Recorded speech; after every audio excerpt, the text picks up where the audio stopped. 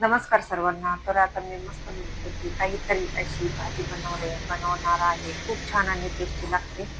तर तेल ओतून घेते आता पहिल्यांदा भरपूर असं आणि मला शेंगदाणा पण आता कुकरमध्ये आता शिजवत घालायचं होतं.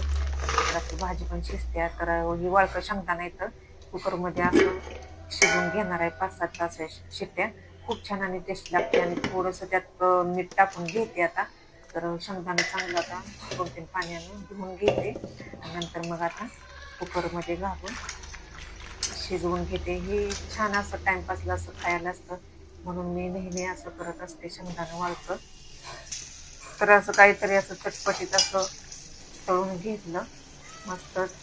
कुरवड्यापेक्षाही खूप छान लागतं.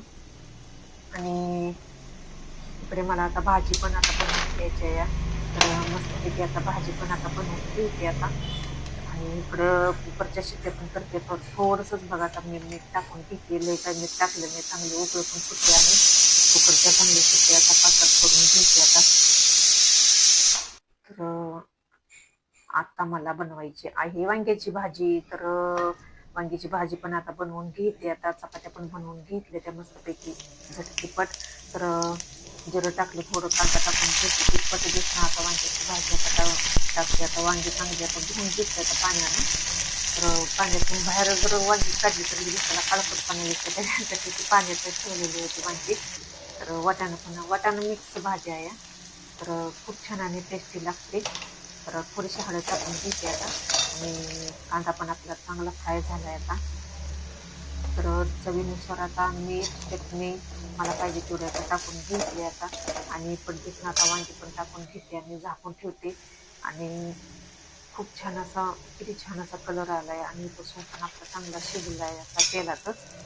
तर पटपट अशा आता भाज्या पण बनवून घेते आता. तर वांगी धुवून नव्हती, कवळत नव्हती इथे आणि ते शिजवून पण निघते ते लगेच वांगे असले. तर मटकी पण टाकून घेतली आता. आणि वाटाणा पण त्यात टाकलेला आहे. असं काय नाही, काहीतरी एकच भाजी नुसती न करता अशा मिक्स भाज्या आता मी बनवलेल्या आज. तर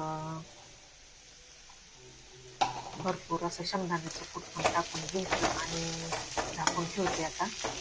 तर भरपूर अशी कामे पडली ती, दुसरी कामं पण आता आवरायची ती मला. तर आता आपली भाजी पण आता रेडी झाली तयार.